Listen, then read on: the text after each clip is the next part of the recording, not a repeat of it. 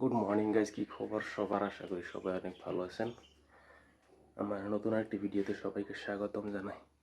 অনেক দিন ধরে ভিডিও আপলোড দেওয়া হইতেছে না এই চ্যানেলে। যখন আমি গোয়াতে ছিলাম তখন 4-5টার মতো ব্লগ বানাইছি আর এই চ্যানেলে আপলোড দেওয়া আছে, চাইলে দেখে নিতে পারেন।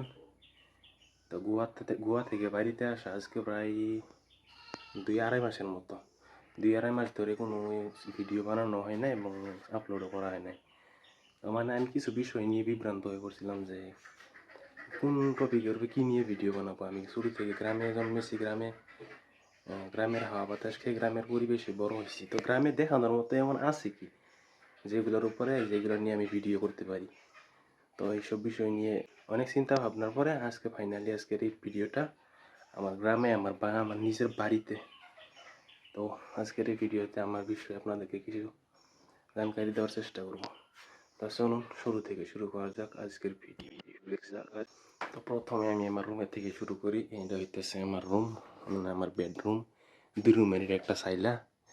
এই রুমটাতে আমি তাই আমরা বাড়িতে মাত্র 2জন সদস্য, 2জন ফ্যামিলি মেম্বার, দুইজন পরিয়াল আর কি। তো 2জনের লেগে এই একটা রুমে একটা ঘরেই কাফি। এদিকে আছে আমার রুমটা আছে, এদিকে একটা বেড বিছনা, আর এদিকে একটা আলনা, আর এদিকে একটা ডাইনিং টেবিল। এই যে এডি বস্তু দিয়েই আমার রুম পরিপূর্ণ। তো আর বাইরের ভিউটা যদি দেখাই,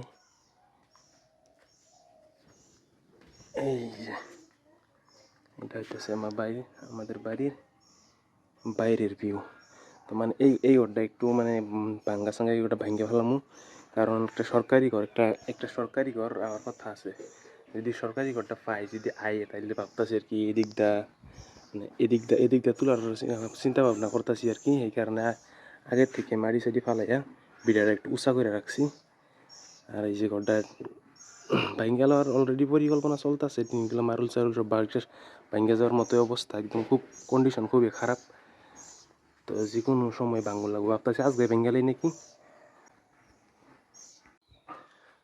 আর এটাও কিন্তু সরকারি ঘরে ছিল। এই ঘরটা আমরা 2010 সালে পাইছি, 2010 সালে বানানি হয়েছি। তারপরে ঘরটা এমন ছিল না, আগে একটু উঁচা ছিল, তারপরে জায়গাটা উড়ানো তো কাতা আছেন যে গাড়া মাড়ি তুলতে ঘরটা এখন বর্তমান নিচা হয়ে গেছে, বাঙ্গালে ফেলা হয়েছে।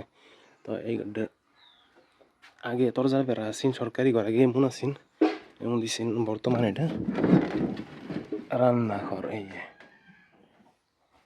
বর্তমানে এটা রান্নাঘর। আর এই যে বাইরে। তো আমার স্ট্যাটাস কি, আমার আমার কি আমার যোগ্যতা কি, আমি তো সব কিছু আপনাদের দেখাইলাম। তো আমি ভাই গরিব ঘরের ছেলে।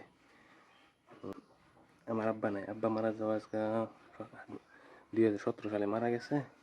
তো আজকে লাই করে বর্তমান 2025 চলতেছে, তো লাই করে 8 বছরের মতো হয়েছে। যখন আব্বা মারা যায় তখন আমার বয়স ছিল মাত্র 12 বছরের মতো। তো আব্বা মারা যাওয়ার পরের থেকে পরিবারের সব দায়িত্ব কিন্তু আমার কাঁধে। আমি বড় ছেলে যেহেতু। তো এই যে এদিক দিয়ে